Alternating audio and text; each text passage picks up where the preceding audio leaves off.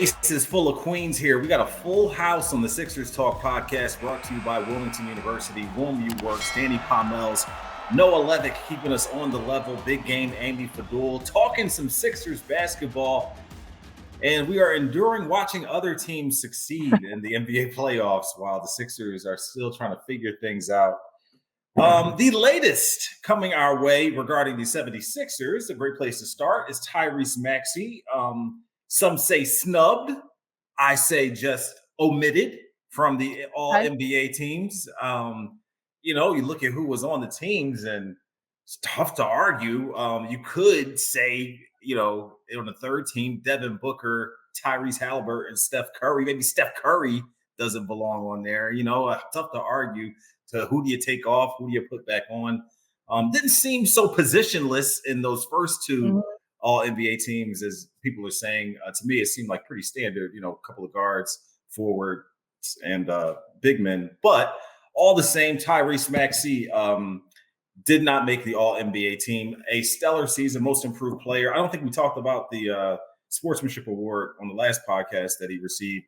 But Noah, can you take us through, if you don't mind, the ramifications of what this means for Tyrese Maxey money-wise, because he did not make the All-NBA team and arguably the top free agent on the market?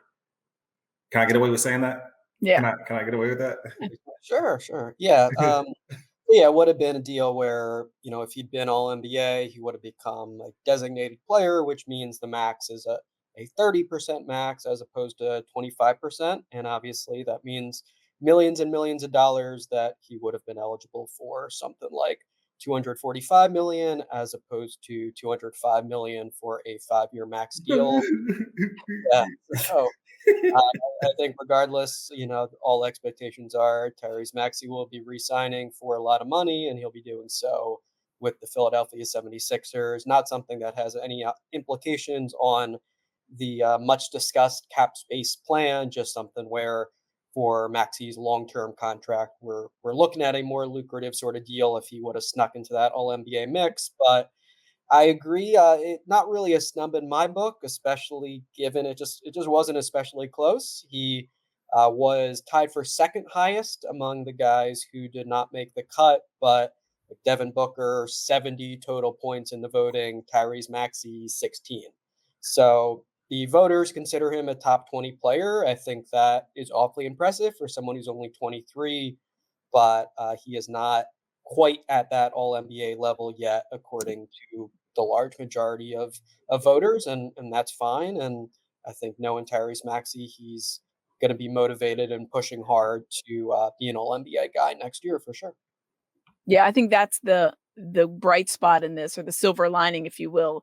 Maybe not a snub, because you see some really great players that were also left off, but they view him in that territory, certainly in the conversation. He's on the outside looking in, but he's right there on the outside looking in. And a guy that first time All-Star, there's a lot of great players that didn't hear their names called in the All-NBA, or maybe lower than they thought when it comes out there. You mentioned Steph Curry. He's going to get the nod because of the type of player he is and who he is to that team.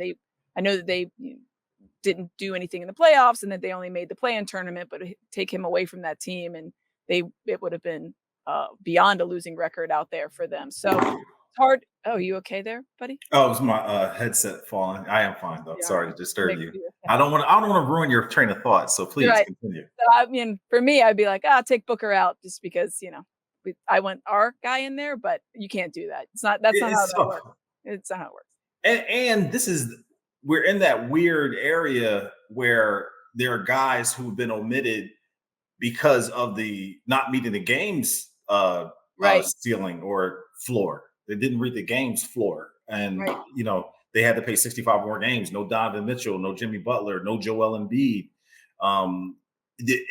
Noah, are you hearing anything at all about that upsetting the apple cart a bit, where the NBA might, make the game 60 games or something like that next season? Or is there any momentum toward that? Doesn't seem like it. Yeah. I mean, I think not every single person in the league is thrilled by it, but does seem like it's going to be here to stay for at least a little while longer. Yeah. Joel Embiid was not a borderline case this year. 39 games played, certainly among, the league's 5 or 10 best, but he did not make the cut for that reason. Yeah, I mean, as I've said, I think 65 feels a little harsh. It's a little too Mhm. high of a floor, if you will. Just like one minor injury, and you're not going to be an All NBA guy. And of course, this does have implications on guys' long term contracts, which is a bummer. And for that to potentially be a reason why someone would miss out on millions and millions of dollars seems to me to be a shame. But yeah, it seems like the league certainly wants to avoid the load management trend and to push back against that and sees this as one avenue for doing so. So yeah, I mean, it doesn't seem like it was a great source of controversy at the end of the day here, but it is here to stay, and the reality is not everyone's going to be overjoyed about that fact. It's interesting when you think about it, at the 60 games, I think it was probably a better number, but I remember when they were going through that CBA, and that was something that they wanted to push because of what Noah just said, that load management.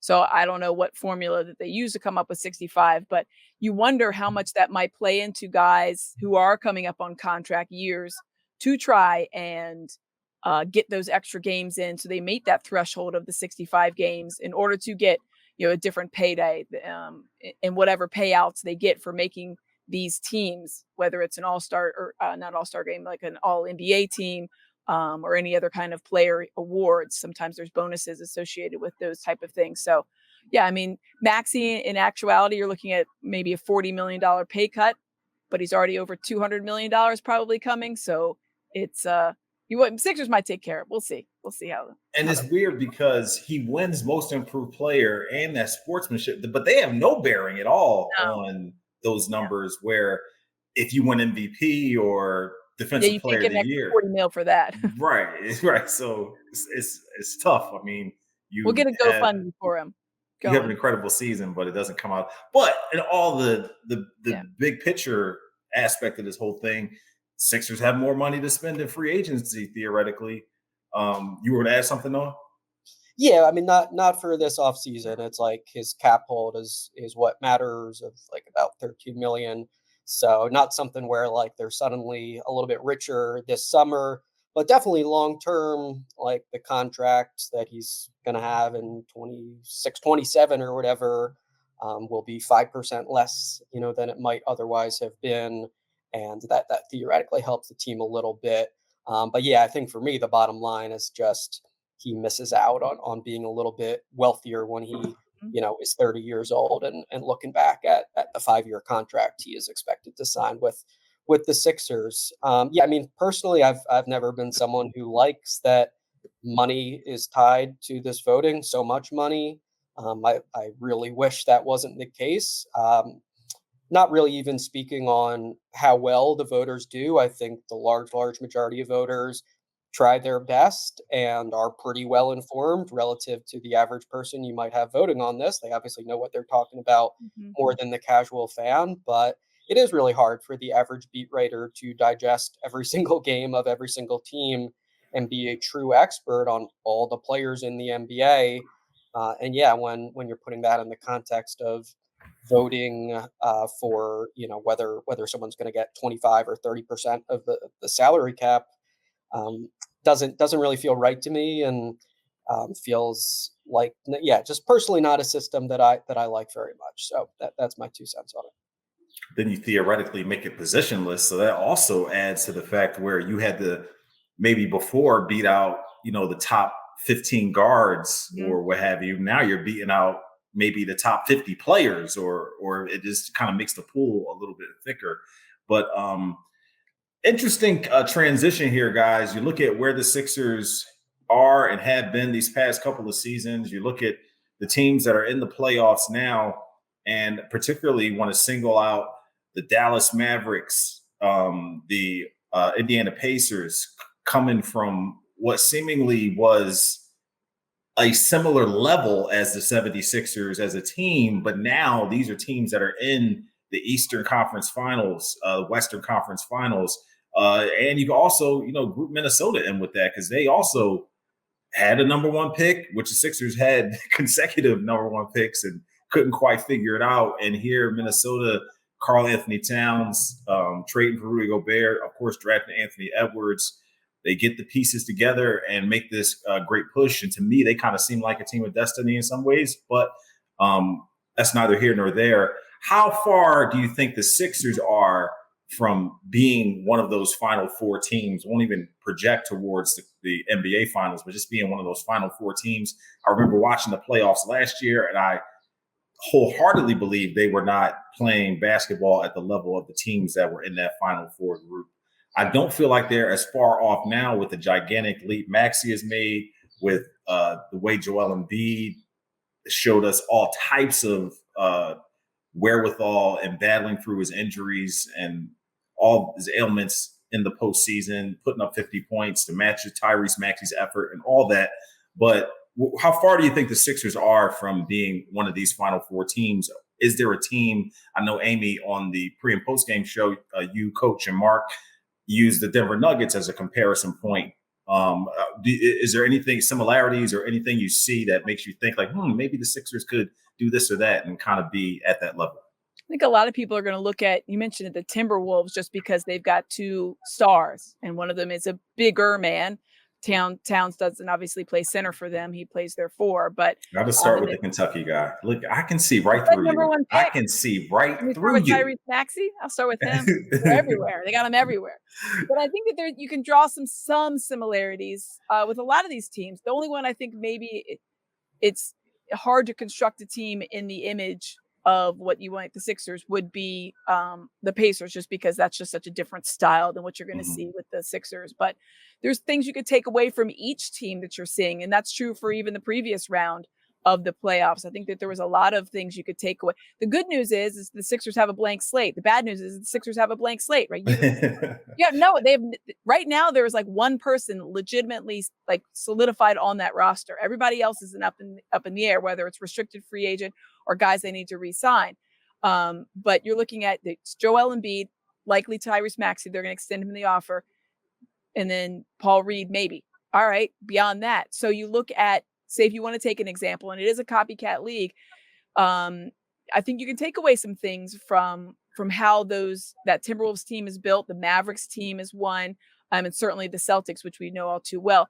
Just the supporting cast of their two stars is really important. And you heard Daryl Morey speak about that, about the fit. And he talked about getting the right fit and making sure. And they've tried different guys over the years. And I think this is the most important offseason. I know we've mentioned it. Noah and I talked about it on this podcast before, right? Again, it's another most important offseason. We reached another honestly, one. This is like something for Daryl Morey. This is it. You're literally building almost an entire roster start to finish, like from scratch, save two players. And those two players happen to be all-stars and borderline all NBA this year. You can see where Tyrese Maxey finished just outside of the voting, and Joel Embiid not eligible because the game's played, but there's no one that looked at him and thought the season that he had when he was averaging, 35 points and what he did, that he wouldn't have been an all NBA selection. So these are the guys that you're working with, and it's about building that. And I think this is more important than last year because of so much space. And so you look at guys like Jaden McDaniels out there, Kyle Anderson coming off the bench for the Timberwolves. These are really solid players that complement their two stars there. And you look at these other teams, they have something very similar. The Nuggets were the example we use because of the guys they have, like the athletic wings. I mean, that's something we talk a lot about here. And these big guys that are able to, Ricky Patalka's trying to walk into this show. He's Michael a bit Porter unhinged for those that don't know. Fancy. Michael Porter Jr. out there and Aaron Gordon. And the physical style that they play. And then you can go up to Boston and check in there. So you look at the Boston team, their bench is almost nothing right now, but it doesn't matter because the complementary players in that starting five really go well with their two stars in Jason Tatum and Jaylen Brown. So, yeah, I mean, you can take something away, I think, from every team. It just, it's almost too much of a blank slate. I mean, I like it, but I mean, it's where do you start? Do you start with the wing and then go from there? Do you start with who you bring back and go from there? There's a lot, because there's a lot of teams that are having success, and you're seeing why. You're asking all the right questions. Yeah, they all go together. How can the Sixers do that? Right. I mean, I think judging by Daryl Morey's history, that you start with the star wing, and Or hope there's an avenue to acquire such a player, and then you indeed go from there, and you think about the types of role players that are well suited to playing with Embiid and Maxey. Yeah, I mean, I think one standout impression from me is health matters so Oh my much. God, yes. Obviously, the Knicks kind of crumbled to Yeah. pieces. Um, and, there's some luck involved there. There's also, I think, some responsibility on the part of the coaches to, not overtax players and to have them healthy and at their best for big games. And it's a really hard balance, especially with a team like the Sixers and Nick Nurse, where effort and just like consistent grit and toughness is so important. You don't want to be telling your players to give anything less than 110%. But you've also got to be, I think, somewhat smart about getting them through games healthy and playing at their best. I mean, Tyrese Maxey, just looking up, his stats, 44.5 minutes per game in the postseason. Guess there was one overtime game in the mix, but if he's going to be that sort of player moving forward, there's a lot on him to make sure he's physically equipped for it. And then I think with Nick Nurse, pretty difficult to try to have him ready for that. But I think also like show a little caution in a spot here and there. If Tyrese Maxey is sore for a meaningless regular season game, and you want him to be able to play 46 great minutes in the playoffs, then he shouldn't play, even if he really wants to. Similar sort of concept with Joel Embiid. So yeah, I think that's a big thing I've noticed this postseason. And then I think also all these teams have pretty distinct styles of play that work for them. I think the Pacers is a great example. They're all about pace. They're all about their team around Tyrese Halliburton. Then they also have a really distinct way they play when Halliburton's off the court and TJ McConnell's running the show. Obviously, Minnesota, they've got their bigs and they've got their defensive philosophy that has largely taken them really far. So I think it's a positive to have like a style of play that works for you. But then I think, of course, you've also got to be somewhat adaptable. And I think a lot of that is just good coaching and really high stakes moments, late game situations, adapting to other teams' plans B and C and what have you. I think the margins are so small. It feels like every game is like, do you foul when you're up 3? And Right. was that extremely Do you controversial? call timeout and advance Yes. the ball? Do you Yes. forget to The call answer is timeout yes, and advance the foul ball? up 3. Right. Answer is yes. Yeah, probably should. Yeah, I think in the large majority of cases, but yeah, so like really fine margins. And I think this postseason it stood out to me that like you sometimes need to deviate from what you do best, and you sometimes need to say like, no, we're just going to trust like Rudy Gobert and drop coverage because he's an Mhm. awesome defender, and it's not always going to look great, every single game, but yeah, for the most part, we're gonna rely on what got us to this point. So I think that balance between trusting your identity and adapting to what's in front of you is very important when the postseason rolls around. And of course, the Sixers feel good in that department. They think Nick Nurse is the guy they want making those hard decisions in these really close, really high stake games that they hope they're playing in the years to come. So yes or no? Are they close or are they not? Which No, I got Andy. I'm gonna no, yes. we're not. No, they're not close. Not, Noah, they are don't they have anybody close? on Are their they not? team, Daniel. They Right. don't have on the roster. They're so far away. They Yeah, have 2 people. Yeah, I think at least like in terms of their stars, they have 2 very good stars. But yes, it is hard to call a team that has like 0 people practically on the roster close to championship contention. I think, the team this year wasn't miles off being in the Right. Eastern Conference Finals. Like, sure, if they get through that Knicks series and it's Sixers Pacers, I think that's a fascinating series that the Sixers Mhm. might have been able to win. But no, can we call the current iteration of the Sixers close? That would be a thumbs down from me, but doesn't mean that it's not achievable and that it's not Yeah. something they can pull off. But yeah, We're going not halfway. not currently an enthusiastic thumbs up. I think on that question. Yeah, I think that they have capabilities, like, if Yeah. they construct it the right way, but, I mean, that sounds like you mentioned the broken record, it sounds like it there. I Noah brought up a good point, Danielle, I posted to you because Mhm. it is so true in the style. The Pacers play a style that's very unique to them, right? Yeah. Halliburton runs that offense in a way that is so different than when he leaves the court. So when you have a feeling when the Sixers are out there, everybody knows where that offense is run through, right? It's run through Joel Embiid. And then when he's off the court, whether it's in a game or for long stretches during the season, they can't play that style because you're never going to get there's not another Joel Embiid out there. It's never going to happen. You're never. So my question then is, what do they do? Do you do something like the Pacers have done and just go completely, all right, we're going to go back to kind of like a more traditional point guard style with TJ McConnell running things when Halliburton is taking a breather? Or do you try to mimic it? And the problem with that for the Sixers is you're trying to mimic basically a unicorn because no one plays the way exactly that Joel Embiid played. That to me has always been a big thing. Like, how do you manage the offense with no Joel Embiid, Daniel? That's the thing, I had to kind of check myself when I was looking at the teams that are still remaining.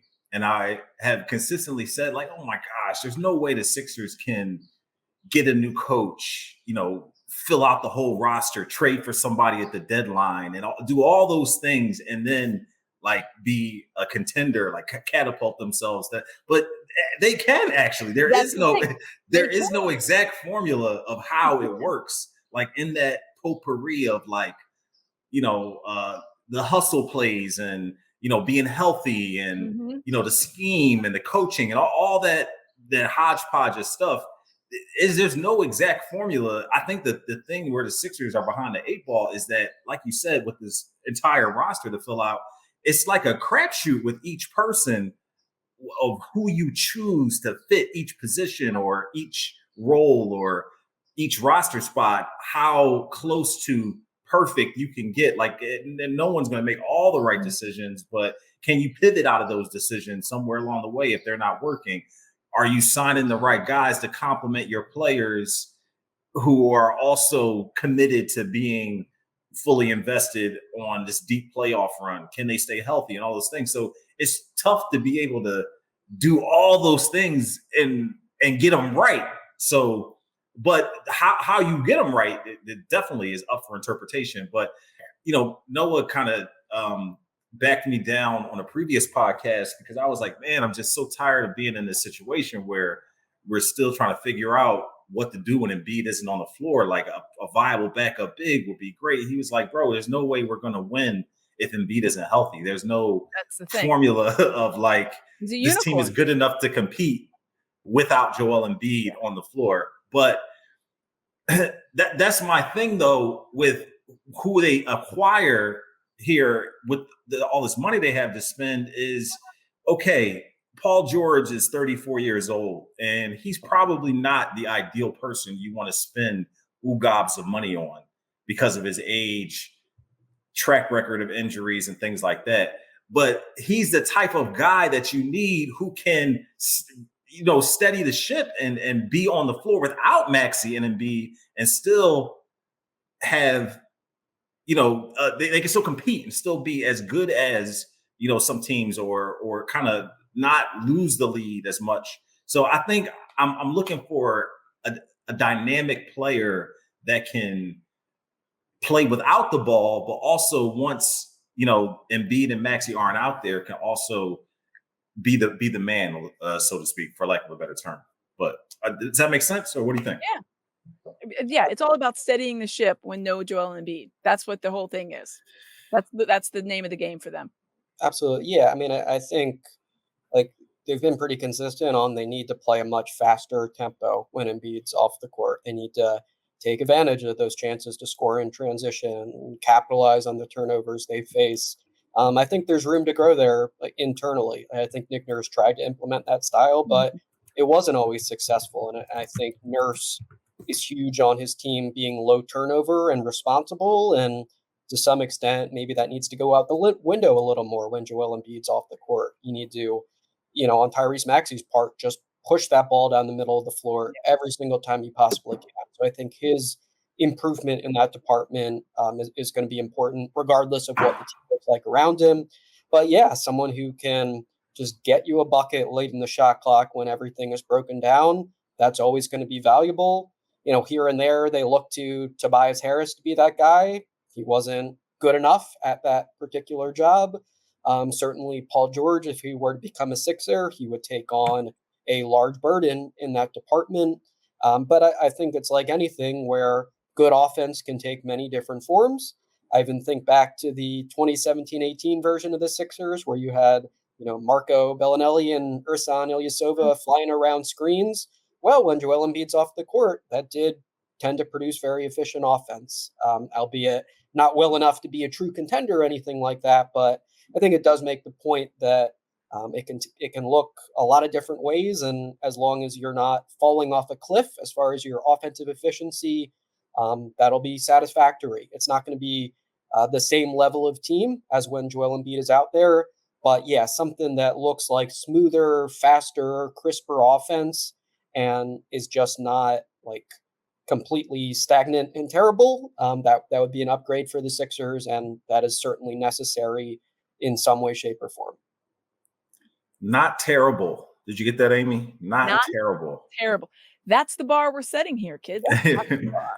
Let's pay some bills, you guys. We, of course, brought to you by Wilmington University, our title sponsor, finding your higher education home at Wilmington University, where your academic success is celebrated by a caring community. Explore your opportunities at wilmu.edu. Celebrity cook Steve Martirano brings his Italian-American cooking back home to Philly. Enjoy Martirano's Prime at Rivers Casino and Steve's famous meatballs with Sunday gravy, prime steaks, and more. Make reservations for Martirano's Prime on Open Table. All righty. Wrapping up the Sixers Talk podcast with the idea that the Sixers have all this money to spend. They're targeting some people, trying to shape this roster. And we're looking at the teams that are left.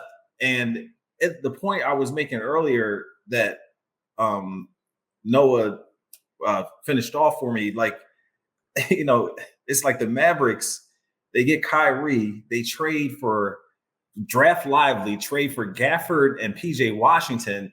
And what are they, the fifth seed? What are they? No, they're the 4. Okay. And they go from the Clips were the 5. Okay. They go from the 4 seed to the Eastern Conference Finals. So there just is no Western Conference Finals. So there just is no exact formula of what to do when. You just have to be ready to pivot when the time comes. That's right. And health is such a great part of it. And all these guys are nicked up in various different ways. Luka specifically, since I'm talking about the Mavericks, but there's that certain edge when the time comes that, those guys like Kyrie and Luka and Jalen Brunson, as we saw so many times firsthand, just kind of gives their team down the stretch. We saw Maxey do it a couple times. We've seen Embiid do it. But it's those others, man, that supporting cast. It was PJ Washington who got fouled and hit the free throws that eliminated OKC. It's TJ McConnell that was all up in the New York Knicks shorts and giving them fits. And it's just the other guys who helps surround those stars with the support they need and the complementary things. And, we've said previously about how crazy it is. They keep providing all this stuff around Jason Tatum and Jaylen Brown, and it's still them two pushing the Celtics to the finals. But remember, the Mavericks had the whole thing with the guy they traded to Charlotte, like that whole debacle. They thought they had Grant Williams. Yeah. They thought they had something with Grant Williams. End up trading him away because he's running his mouth too much. So yeah, they did not a good locker room guy apparently, which is saying something because they have Kyrie. So. But it's just no exact formula, and it's just a lot of weight, like you guys said, on Daryl Morey's shoulders. Yeah. Amy, you started the podcast off talking about how this is such an important offseason for him. So definitely worth monitoring and keeping an eye on as these guys are going to start opting out of their deals the final year, and we'll see who really is going to be a free agent and who isn't. So be sure to follow Noah Levick at NBC Sports Philadelphia.com and all of his work on our website. Amy, what do you have going on? Anything you can share with the people? Well, yes, if you're interested in some holiday Phillies for our lovely Sixers Talk folks, I'll be hosting Phillies all weekend long, baby. Friday, Saturday, Sunday, Monday. Happy Memorial Day. Phillies are, wow. They have the best record in baseball. They have 36 wins through 50 games, first time in franchise history, and they've only lost 8 games at home. 8 games at home, 21-8. We were having a debate in the office the other day of how many All-Stars they would get. I'm thinking it's only going to be like 4, but someone was saying 6 or 7. Yeah, I mean, you look at Alec Boehm, to me, is an all-star. Zach Right, Wheeler's yeah. an all-star. Ranger Suarez is an all-star. Ranger, probably Bryce Harper will sneak on there. Harper. I think you could have 5. Stott. JT, maybe. Yeah, you'd be. Someone was saying Matt Strom could sneak on too. There's definitely people that it's more people you can say not than are not definite. So it's a fun team to watch. It's fun. It's fun. It's a fun summer. It'll be fun summer for the draft too. Draft's coming up. Check out the Phillies Talk podcast with Corey Sobin, Ricky Basalico, and Spencer McKercher, wherever you get your podcasts. It will be a fun draft coming up. Noah Levick also has some draft previews up on the website. Players they could take, so be sure to check that There's out. 2 really good ones. His most recent ones were really, I'm not going to give it away, but they were very well done. I dove right in, liked the players, big fan. I'm going to guess they were Kentucky players. No, they weren't. No, they weren't. Okay. In that. Maybe they were. All right. I will also be working this weekend, so my pleasure to be sharing the office with you. What are you doing? I'm doing, I don't know exactly. I think John Clark is off. So I'm doing NBC Sports Philadelphia. I'm doing Sportsnet Central. I'm doing Birds Huddle today. So that's what I got. I'm taking it day by day. So we just show up and we're just like, oh, what do you want us to do today? I love it. It's Versatility. Yes, that's it. Jack of all trades. But today, Sixers Talk, Birds Huddle live at 6 after Phillies post game, and then Sportsnet Central thereafter. So yes. Much love to everybody. We appreciate you listening and watching. We will see you next time on the Sixers Talk podcast. For Amy, Noah, and Ben Berry, our producer, I'm Danny Pommells. We'll see you next time.